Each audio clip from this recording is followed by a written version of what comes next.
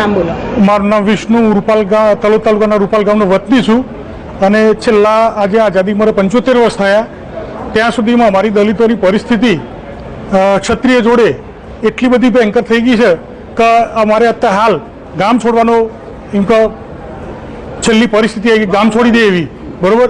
તો અમે અહીંયા આજે કલેક્ટર કચેરી હાજર થયા છીએ અને જો 7 દિવસમાં અમને ન્યાય નહીં મળે તો અમે અમારું સંપૂર્ણ રૂપાલ ગામ બધા અમારા જે સમાજના જે દલિત સમાજના ભાઈઓ છે બધા અમે ગામ છોડી અને હિજરત કરી દઈશું બરાબર. અને એ માટે આજે કલેક્ટર કચેરી આવેદનપત્ર આપીએ છીએ સાહેબશ્રીની.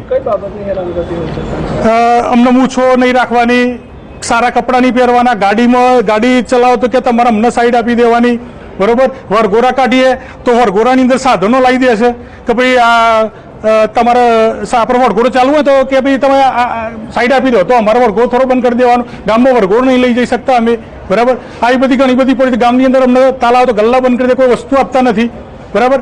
આવી બધી ઘણી બધી સમસ્યાઓ છે બરાબર. અમને અનુસૂચિત અમારા જાતિ વિષયક શબ્દો બોલે છે બરાબર.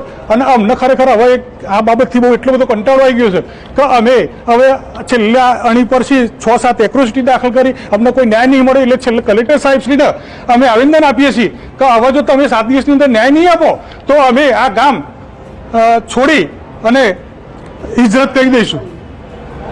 હું રેખાબેન સોલંકી પ્રાંતિજના રહેવાસી છું અને હું અનુસૂચિત જાતિના દલિત સમાજમાંથી આવું છું ને હું મારા સમાજની આગેવાન છું.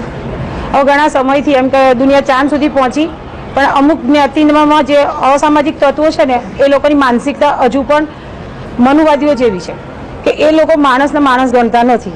જેમ કે અત્યારે અમારા સમાજના જે લોકો છે એમની અંદર અત્યારે સૌથી વધારે એજ્યુકેશન અમારા સમાજમાં છે, ભણેલા ગણેલા છે, તો ગાડી બી લાવી શકે, બંગલો બી રાખી શકે, લગ્નમાં ઢોલ નગારા વગાડી શકે, બેન્ડ વાજા વગાડી શકે, મૂછો બી રાખી શકે અને ઘોડી પર બી જઈ શકે.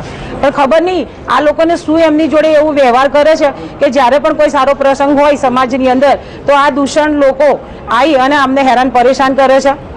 રોડ ઉપર નીકળે તો કે રોડ ઉપર કેમ નીકળ્યો છો, આવી ઘણી બધી પરિસ્થિતિઓ છેલ્લા ઘણા વર્ષોથી દરેક ગુજરાત છે કે ઇન્ડિયાના દરેક જગ્યાએ દલિતોના પરેશાનીની મુશ્કેલી થાય છે.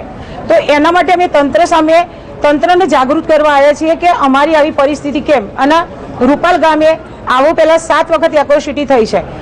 આગેવાનો આવે છે, રાજકીય આવે છે, સામાજિક આવે છે, મનાઈ ફોસલાઈ અને પછી આ મામલો ઠાળો પાડે છે. આ લોકો બી માયરું માનવી છે એટલે કે ચલો આપણે એક ગામમાં રહેવાનું તો આપણે ઝઘડો નથી કરવો અને શાંતિથી પતી જાય. પણ થાય છે શું કે 4 મહિને 6 મહિને ફરીથી આવી ઘટનાઓ ઘટે છે. આથી કંટાળી નાખું ગામે નક્કી કરી શકે અમે હિજરત કરીએ ગાંધીજીના માર્ગે. જો અમને ન્યાય ના મળે તો અમે ગામ છોડીને જતા રહીશું. આજે અમે એના જ માટે આ જ મામલા માટે અમે કલેક્ટર સાહેબને આવેદનપત્ર આપીએ છીએ. એ પછી અમે એસપી સાહેબને બી આવેદનપત્ર આપવા જઈએ છીએ અને જે તે કોઈ લાગતા સાંસદ, ધારાસભ્ય, દરેક સંસ્થાઓને પણ અમે કહેવાના છીએ કે ભાઈ અમારું શું કારણ, અમે જે જ્ઞાતિમાં જન્મ લીધો છે એનું શું કારણ. અમને કીડા મકોડાથી પણ ગણતા નથી, કીડા મકોડા જેટલી બી ગણતરી અમારી નથી. શેના માટે અમે માનવીમાં નથી આવતા કે અમે લોકો માણસમાં ગણતરી ના કરતા હોય તો તમે જાહેર ડિક્લેર કરી દો કે અમે માણસમાં નથી આવતા. ગામની અંદર કેટલા એવા પરિવારો છે જે હિજરત કરવા મજબૂર? પૂરું ગામ, અમારું સમાજ, આખું સમાજ.